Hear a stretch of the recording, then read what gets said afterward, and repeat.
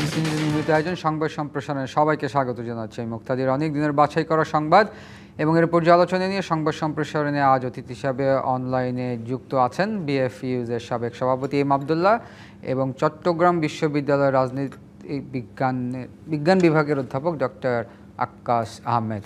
স্বাগত আপনাদের সংবাদ সম্প্রসারণে। আমরা আলোচনায় ফিরছি। আলোচনায় এম আবদুল্লাহ, আপনাকে দিয়ে শুরু করি। আপনি জেনে থাকবেন যে গতকালকে অন্তর্বর্তী সরকারের 133টি অধ্যাদেশের 91টি বিল আকারে পাশ। জুলাই স্মৃতি জাদুঘরের বিলের আলোচনায় সুযোগ না দেয়ায় বিরোধী দলের ওয়াকআউট। বিরোধী দল যে এই অভিযোগটি নিয়ে ওয়াকআউট করেছেন সেটি হচ্ছে সরকারি দলের বিরুদ্ধে রাজনৈতিক সমঝোতা ও বিশ্বাসভঙ্গের অভিযোগে। G M Abdullah. ধন্যবাদ। ডিবিসি নিউজের এই শো যারা দেখবেন সবাইকে শুভেচ্ছা এবং সহ আলোচক এবং উপস্থাপক আপনাদেরকেও শুভেচ্ছা জানাচ্ছি। দেখুন, আমরা তো এটা নিয়ে এই অধ্যাদেশগুলো নিয়ে গত পক্ষকাল ধরেই রাজনৈতিক অঙ্গনে বেশ খানিকটা উত্তাপ আমরা দেখতে পাচ্ছি। বিশেষত বিগত অন্তর্বর্তী সরকারের সময়ে 133টি অধ্যাদেশ জারি করা হয় এবং এই অধ্যাদেশগুলো মূলত এগুলোর ভিত্তি হচ্ছে যে জুলাই আকাঙ্ক্ষার আলোকে জুলাই আমরা যে অভ্যুত্থান, এই অভ্যুত্থানের যে আকাঙ্ক্ষাগুলো ধারণ করতে গিয়ে এই অধ্যাদেশগুলো অন্তর্বর্তী সরকার জারি করেছিল এবং এটা বিভিন্ন সময়ে এক এক ইস্যুতে একাধিক অধ্যাদেশও জারি করতে হয়েছে। বিভিন্ন সময়ে প্রথম একটি অধ্যাদেশ জারি করেছে, সেখানে আবার নানান প্রশ্ন ওঠার কারণে আবার সংশোধনী দিয়ে অধ্যাদেশ জারি করতে হয়েছে। এভাবেই 133টি অধ্যাদেশ শেষ পর্যন্ত এই পার্লামেন্টে গেছে, যেটা বাধ্যবাধকতা রয়েছে আগামী 12 তারিখের মধ্যে, মানে আগামীকালের মধ্যে। আমরা যখন কথা বলছি তার একদিন পরেই এই অধ্যাদেশগুলোর চূড়ান্ত অনুমোদনের একটা বাধ্যবাধকতার জায়গা ছিল, সেই অনুযায়ী সরকার সিদ্ধান্ত নিয়েছে। আমরা জানি যে এটি একটি বিশেষ কমিটিতে গিয়েছিল, সেখানে বিশেষ কমিটিতে সরকার এবং বিরোধী দলের মধ্যে বিস্তারিত এটা নিয়ে আলোচনা হয়েছে এবং সেখানে কিছু কিছু অধ্যাদেশের ব্যাপারে সমঝোতার জায়গা তৈরি হয়েছিল, আবার অনেকগুলো অধ্যাদেশ নিয়ে সমঝোতা হয় নাই। সরকার একটি অবস্থান নিয়েছে, সেই অবস্থানের প্রতিবাদ জানিয়েছে। এ ধরনের 20টি অধ্যাদেশ অন্তত সরকার সেটি অনুমোদন করেনি। এর মধ্যে কিছু উত্থাপিতই হয়নি, এভাবে এগুলো মানে স্বয়ংক্রিয়ভাবে এগুলো অকার্যকর হয়ে গেছে। আর কিছু অধ্যাদেশ বাতিল করার জন্য সরকার বিল এনেছে, সে তার মধ্য দিয়ে বাতিল হয়েছে। বাতিল করার মধ্যে সবচেয়ে গুরুত্বপূর্ণ 4টি অধ্যাদেশ নিয়ে বেশ খানিকটা রাজনৈতিক অঙ্গনে বিতর্ক আমরা দেখতে পাচ্ছিলাম। আজকে যে কথাটি বলছেন যে বিরোধী দল ওয়াকআউট করেছে, এটার ইস্যুটা হচ্ছে মূলত জুলাই স্মৃতি জাদুঘর, যেটা বিগত প্রতীত সরকারের প্রধানমন্ত্রী শেখ হাসিনার বাসভবন ছিল এবং সরকার প্রধানের বাসভবন হিসেবে আমাদের কাছে পরিচিত সেই গণভবনে জুলাই স্মৃতি জাদুঘর স্থাপন করা হয়েছে।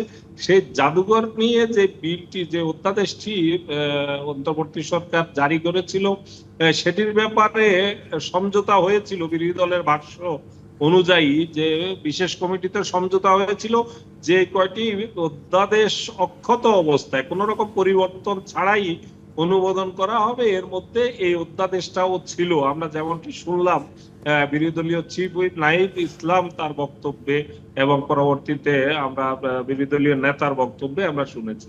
তো সেই জায়গাটাতে যে সংশোধনীটি এনেছে, এটা নিয়ে তাদের গুরুতর আপত্তি তারা তুলেছেন। তারা বলছেন যে এই অধ্যাদেশটিতে এ ধরনের সংশোধনী আনার কথা ছিল না। এই সংশোধনীর জায়গাটা হচ্ছে মূলত সেখানে জুলাই যে জাদুঘর, এই জাদুঘরের যিনি প্রধান হবেন তিনি বলা হয়েছিল একজন এই সেক্টরের বিশেষজ্ঞ ব্যক্তিকে এটা প্রদান করা হবে, এটা ছিল অধ্যাদেশের মধ্যে। কিন্তু শেষ মুহূর্তে সেখানে সংশোধনী এনে বলা হয়েছে যে এখানে সাংস্কৃতিক মন্ত্রণালয়ের মন্ত্রী বা প্রতিমন্ত্রী এটার প্রধান হবেন। এই জায়গাটাতেই মূলত বিরোধী দল আপত্তি করেছে। আরো একটি সংশোধনী সেখানে আনা হয়েছে যে যে কোনো সময় এই কমিটি থেকে, যে কমিটি থাকবে এটার, সেখান থেকে যে কাউকে সরকার চাইলে বাদ দিতে পারবে। এই দুটি ক্ষমতা সরকার নিজেদের হাতে নিয়েছে, এটারই বিরোধিতা করছে বিরোধী দল। তো এই বিরোধী দলের এই বক্তব্যের জায়গাটাতে যুক্তি তো অবশ্যই আছে। কারণ এ ধরনের একটি প্রতিষ্ঠান যেটা জুলাই অভ্যুত্থানের আকাঙ্ক্ষার সাথে অত্যন্ত গভীরভাবে সম্পর্কিত, সেখানে এটাকে যদি মন্ত্রীর হাতে মন্ত্রী প্রধান হতে হবে এমনটা সরকার কেন মনে করলো, এটা আসলে বোধগম্য নয়। এটা যদি সমঝোতা হয়ে থাকে, হ্যাঁ, যে কোনো এই জাতীয় প্রতিষ্ঠান, সাংস্কৃতিক মন্ত্রণালয়ের অধীনস্থ অনেক প্রতিষ্ঠানেই মন্ত্রী প্রধান আছেন, এই জায়গাটাতে এখানেও থাকতে পারেন, এটা একটা হতে পারে। এই যুক্তিটা সরকারের কাছে হয়তো ঠিকই আছে, কিন্তু যদি সমঝোতা হয়ে থাকে বিরোধী দলের সাথে, তাহলে তো একটা বিশ্বাস ভঙ্গের জায়গা তৈরি হয়েছে যে একটা মিটিং এ, অভ্যন্তরীণ মিটিং এ তারা যে ব্যাপারে সমঝোতায় উপনীত হয়েছিলেন সেটা হুট করে শেষ মুহূর্তে বিশ্বাস ভঙ্গ করে এটা পরিবর্তন করা হয়েছে, এটা তাদের আপত্তির জায়গা। এটা করে থাকলে অবশ্যই এটা ঠিক করে নাই। এই বিশ্বাস ভঙ্গের জায়গাগুলো থেকেই কিন্তু পারস্পরিক বিরোধ, বিপত্তি, নানান ধরনের বিড়ম্বনা, নানান ধরনের সমস্যা তৈরি হয় রাজনীতিতে, এবং এই সংকটগুলো আস্তে আস্তে গভীর থেকে গভীরতর হয় এবং তাতে করে দেশে অস্থিতিশীলতা তৈরি হয়। এই জায়গা থেকে যদি সরতেও হয়, তাও প্রয়োজনে বিরোধী দলের সাথে আলাপ আলোচনার মাধ্যমে সেটা করা যেত। সেটা না করার কারণেই এ ধরনের আপত্তি বিরোধী দলের পক্ষ থেকে এসছে বলে আমার মনে হচ্ছে। জি, আমরা একটু অধ্যাপক ডক্টর আক্কাস আহমেদ আপনার কাছে এসেছি। আমরা এম আবদুল্লাহর কথা শুনছিলাম, যদি সমঝোতা না করে বিল পাশ করা হয় তাহলে সেই জায়গাটা একটি সমস্যা থেকেই যায়। এবং আপনি জেনে থাকবেন যে বিরোধী দলের চিফ হুইপ নাহিদ ইসলাম অভিযোগ করেন যে ছলচাতুরির মাধ্যমে সংশোধিত আকারে বিলটি পাশ করা হয়। ধন্যবাদ। আসলে আমাদের দেশে যে সংকটটা, সেটা হচ্ছে গণতান্ত্রিক উত্তরণের সংকট। আমরা মুক্তিযুদ্ধের মধ্য দিয়ে একটি স্বাধীন সার্বভৌম রাষ্ট্র অর্জন করেছি, কিন্তু বারবার আমাদের দেশে অনেকবার সংবিধান সংশোধন হয়ে যায় এবং সংবিধান সংশোধনের রাজনীতি। তো যেই সরকার যখনই যারা ক্ষমতায় এসেছে তারা সংবিধানকে ব্যবহার করেছে, তাদের প্রয়োজনে সংবিধান সংশোধন করেছে এবং তারা সংবিধানকে একটি রাজনৈতিক হাতিয়ার হিসেবে ব্যবহার করেছে। তো এখন সম্প্রতি যে বিষয়গুলো উঠে আসছে সেগুলো হচ্ছে যে দেখুন, আমাদের দেশের রাজনৈতিক দলগুলোর মধ্যে আরো বেশি রাজনৈতিক সংস্কৃতি চর্চা করা দরকার। এবং আমি বলবো যে শুধুমাত্র সরকারি দল তারা ব্রুট মেজরিটি পেয়েছে তাই বলে যে তারা সংখ্যালঘু যারা অন্যান্য ক্ষুদ্র রাজনৈতিক দল বা যারা অন্যান্য স্টেক হোল্ডার তাদেরকে বাদ দিয়ে এককভাবে যদি সবকিছু করলে তো তাহলে বিরোধী দলের কোনো ভূমিকা থাকে না। বিরোধী দলের অবশ্যই ভূমিকা থাকবে, কারণ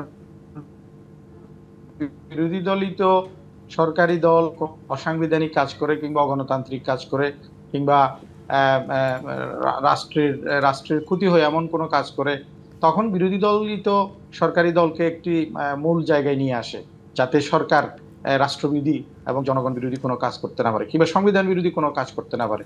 এই জায়গায় যদি আমি বলি তাহলে অবশ্যই বিরোধী দলের সাথে বিরোধী দলের যে ভূমিকা গণতান্ত্রিক উত্তরণে কিংবা গণতান্ত্রিক সংস্কৃতির চর্চার ক্ষেত্রে, সেটা বিরোধী দলকে দেওয়া উচিত। আমি এখানে একটি কথা বলি, সেটা হচ্ছে কি an over political participation leads to political decay. অতিমাত্রার রাজনৈতিক অংশগ্রহণ কিংবা একেবারে হিউজ ব্রুট মেজরিটি একটি রাজনৈতিক দলকে কিন্তু মানে গণতন্ত্রহীনতা কিংবা গণতান্ত্রিক সংস্কৃতির যে প্রতি যে শ্রদ্ধা এবং চর্চা সেটা থেকে সরিয়ে আনতে পারে। সেই ধরনের যাতে না হয়। বাংলাদেশ যে জাতীয়তাবাদী দল, এটা তো একটি মুক্তিযুদ্ধ অংশগ্রহণকারী দল, মুক্তিযুদ্ধের নেতৃত্ব দানকারী একটি দল। আমরা জানি যে শহীদ প্রেসিডেন্ট জিয়াউর রহমান, যিনি বাংলাদেশে বহুদলীয় গণতন্ত্র প্রতিষ্ঠা করেছিলেন এবং পরবর্তীতে বাংলাদেশের দ্বাদশ সংশোধনীর মাধ্যমে সংবিধানের বেগম খালেদা জিয়া, তিনি যে পার্লামেন্টারি ডেমোক্রেসি, আমাদের দেশে যে সংসদীয় গণতন্ত্র, সেটা নিয়ে এসেছিলেন। কাজেই বিএনপির যে রাজনৈতিক সংস্কৃতির ইতিহাস, এটা কিন্তু গণতান্ত্রিক উত্তরণের ইতিহাস, গণতান্ত্রিক চর্চার ইতিহাস। কাজেই সেটা ভুলে গেলে চলবে না। তো আমি আশা করব যে বিরোধী দলের সাথে বর্তমান 11 দলীয় জোটের নেতৃত্বে যে বিষয়গুলো নিয়ে যা ন্যাশনাল কনসেনসাস, জাতীয় ঐক্যমত তৈরির ক্ষেত্রে যে বাধাগুলো, সেই বাধাগুলো থেকে উত্তরণ ঘটাতে হবে। এবং বর্তমান মাননীয় প্রধানমন্ত্রী আমাদের জনাব তারেক রহমান, উনি বেশ দক্ষ একজন রাজনীতিক। তিনি একটি রাজনৈতিক পরিবারে বড় হওয়া, তার যে রাজনৈতিক সামাজিকীকরণ এবং তার যে উন্নত রাষ্ট্রের যে রাজনৈতিক সংস্কৃতি, সাংবিধানিক রীতিনীতি, সেগুলো দেখে তিনি সেখান থেকে সেই যে সামাজিকীকরণের যে একটি প্রক্রিয়া, সেটার মধ্য দিয়ে তিনি এসেছেন। কাজেই তিনি বাংলাদেশের রাজনীতি সেটা চর্চা করবেন। আরেকটা বিষয় হচ্ছে যে কি, বিরোধী দল হঠাৎ করে ওয়াকআউট করা কিংবা দ্বিমত পোষণ করা, সেটা আমার মনে হয় সেটা করার সাংবিধানিক অধিকার তাদের আছে। কিন্তু যেহেতু মাত্র আমাদের এই নতুন সংসদ শুরু হয়েছে, বেশি দিন হয়নি, কাজেই হঠাৎ করে এই সমস্ত বিষয়গুলো নিয়ে ওয়াকআউট করা, সেটা আমি সমীচীন মনে করি না। এখনো তাদের যথেষ্ট সুযোগ আছে। এবং বাংলাদেশের রাজনীতিতে এই যে আমাদের যে দ্বিদলীয় ব্যবস্থা, বর্তমান সময়ের যে দ্বিদলীয় ব্যবস্থা, যে বিএনপির নেতৃত্বাধীন একটি জোট এবং জামাতের নেতৃত্বাধীন একটি জোট, এই জোটের মধ্যে সমঝোতা থাকবে এবং মতবিরোধ থাকবে, সেটা কোনো সন্দেহ নাই। কিন্তু এমন কোনো পরিস্থিতি যাতে তৈরি না হয় যে এখানে নতুন করে কোনো আমাদের দেশের যে রাজনৈতিক উন্নয়ন, অর্থনৈতিক উন্নয়ন, গণতান্ত্রিক সংহতিকরণ কিংবা রাজনীতিকে যাতে কোনো পক্ষ বিশেষভাবে দেশের রাজনৈতিক পরিস্থিতিকে ভিন্ন খাতে নিয়ে যায়, কিংবা একটি গণতন্ত্র হীনতার সংস্কৃতি তৈরি হয়, কিংবা একটা ফেসিজম আবার নতুন করে যাতে চলে আসতে না পারে, সেই দিকে সবার মনোযোগী হওয়া দরকার। বিশেষ করে বর্তমান প্রধানমন্ত্রীর যে কথাটা বললাম, এবং এখানে আমাদের অনেকেই সমালোচনা করে থাকেন, কিন্তু আমি এটা বলবো যে বর্তমান যে স্বরাষ্ট্রমন্ত্রী, তিনি কিন্তু একজন বিজ্ঞ বিজ্ঞ আইনের লোক। তিনি অনেক সময় সংবিধান নিয়ে ব্যাখ্যা দিয়ে থাকেন, সাংবিধানিক ইস্যু নিয়ে কথা বলে থাকেন। এটা আমি মনে করি সঠিক। এবং এখানে যে বিষয়টা সবচেয়ে গুরুত্বপূর্ণ, সেটা হচ্ছে জাতীয় স্বার্থে, জাতীয় ঐক্যের স্বার্থে এবং দেশের যে ইন্টিগ্রেশন, দেশের যে উন্নয়ন, রাজনৈতিক উন্নয়ন, অর্থনৈতিক উন্নয়ন এবং সাংবিধানিক উন্নয়নের স্বার্থে বিরোধী দলকে কিছু ছাড় দিতে হবে, সুযোগ দিতে হবে। কাজেই মাত্র 1 মাসের মধ্যেই তো সরকারকে একেবারে সরকার অসাংবিধানিক কাজ করছে, সরকার অগণতান্ত্রিক কাজ করছে, কিংবা সরকার ফেসিজম নিয়ে আসছে, এই ধরনের অভিযোগ দেওয়া কতখানি যুক্তিযুক্ত, সেটা ব্যাখ্যা বিশ্লেষণের দরকার আছে। এবং সরকারকে আরো সুযোগ দেওয়া দরকার, কারণ শুধুমাত্র একটা অধিবেশন দিয়েই কিন্তু এই সরকারের সংসদীয় অধিবেশন শেষ না, সামনে আরো অনেক সময় আছে। এবং গণতন্ত্রের যে চর্চা, এই যে মানুষের মানবাধিকারের যে চর্চা, এবং যে সমস্ত বিষয়গুলো সংবিধানে সংযোজন হওয়ার কথা, যেমন মানবাধিকার ইস্যু, তারপরে দুর্নীতি দমন, বিচার বিভাগের স্বাধীনতা এবং বিচার বিভাগের সচিবালয় থেকে শুরু করে প্রত্যেকটা জায়গায় যে সমস্ত বিষয়গুলো, এই যে পাবলিক সার্ভিস কমিশন থেকে শুরু করে এই যে সাংবিধানিক এবং স্বায়ত্তশাসিত সংস্থাগুলো নিয়ে যে বিরোধী দলের যে মতামত, এবং সংবিধান সংস্কার কমিশনের যে মূল্যায়ন বা তাদের যে সুপারিশ, সেগুলো সংবিধানে সন্নিবেশন করার সুযোগ আছে, সেগুলো নিয়ে আলোচনা করার সুযোগ আছে। বর্তমান সময়ে আমরা দেখি যে 91টি অর্ডিন্যান্স সংবিধানে সংযোজিত হয়েছে, এবং বাকি যে সমস্ত অর্ডিন্যান্সগুলো কেয়ারটেকার গভর্নমেন্টের আমলে পাশ হয়েছে, সেগুলো আলোচনা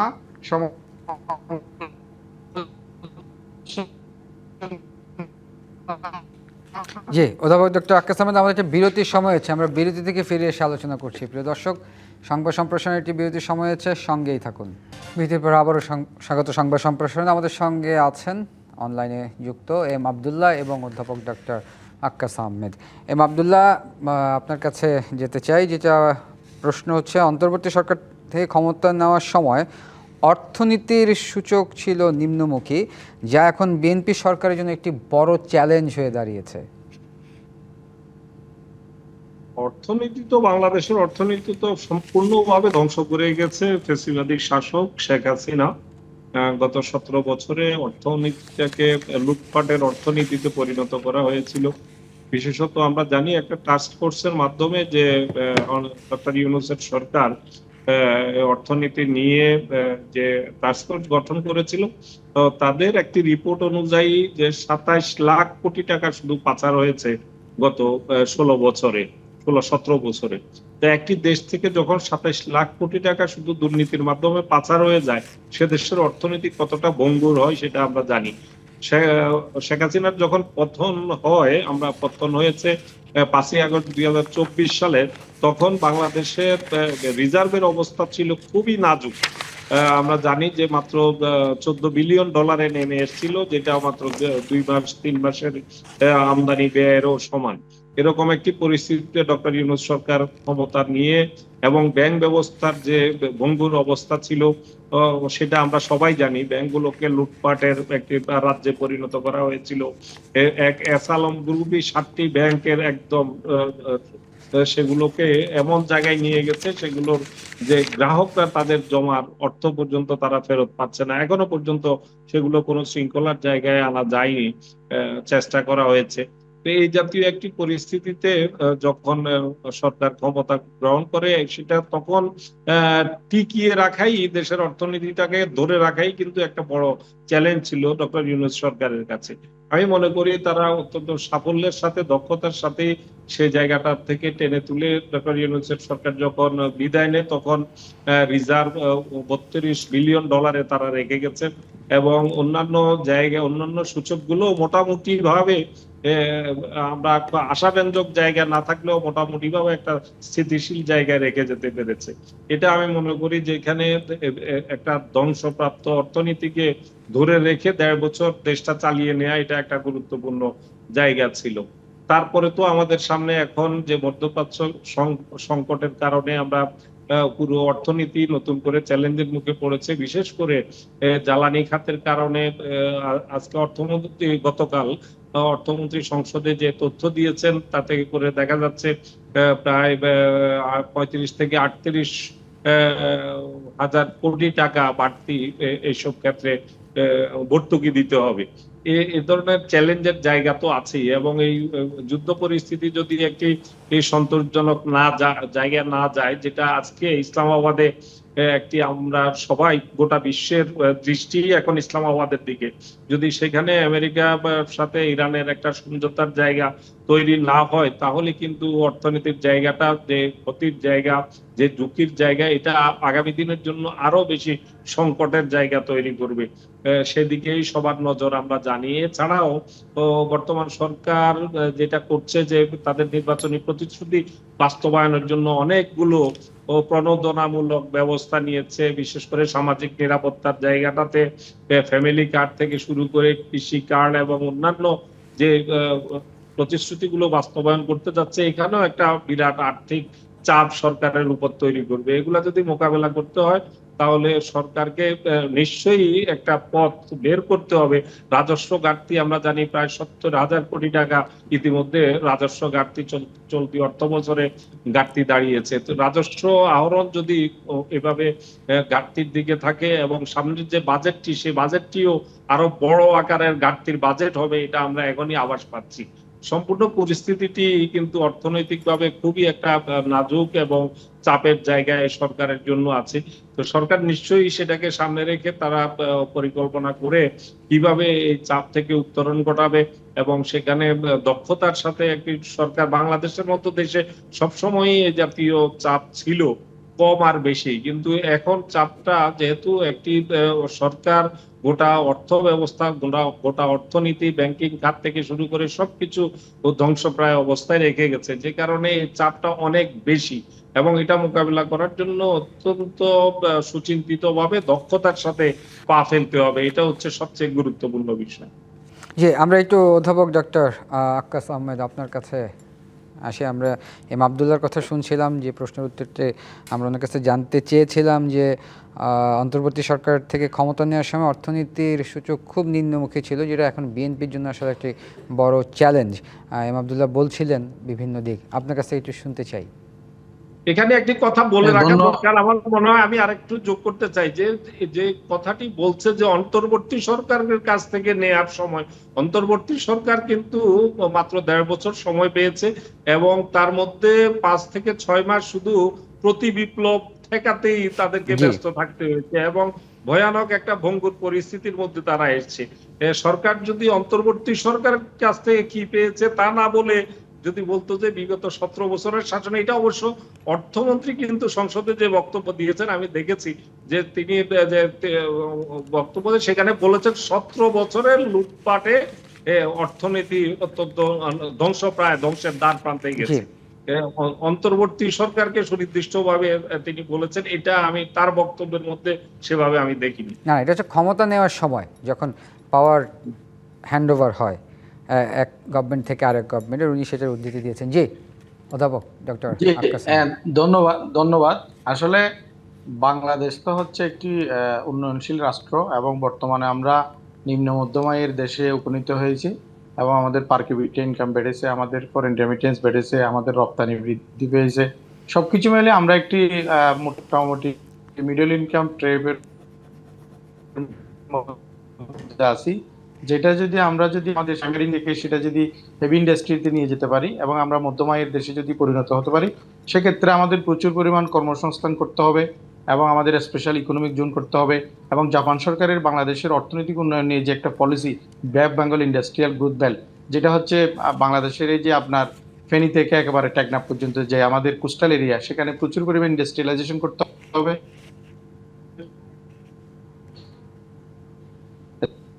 স্পেশাল ইকোনমিক জোন করতে হবে। খরচ হয় সেটা আমদানি ব্যয় মেটানোর জন্য আমাদের যে জ্বালানি নির্ভরতা কমাতে হবে, আমাদের বিদ্যুৎ সাশ্রয় করতে হবে এবং বিশেষ করে এই যে সংকটকালীন মুহূর্ত, এখান থেকে আমাদের উত্তরণ ঘটানোর জন্য আমাদের কৃষি উৎপাদন মনোযোগী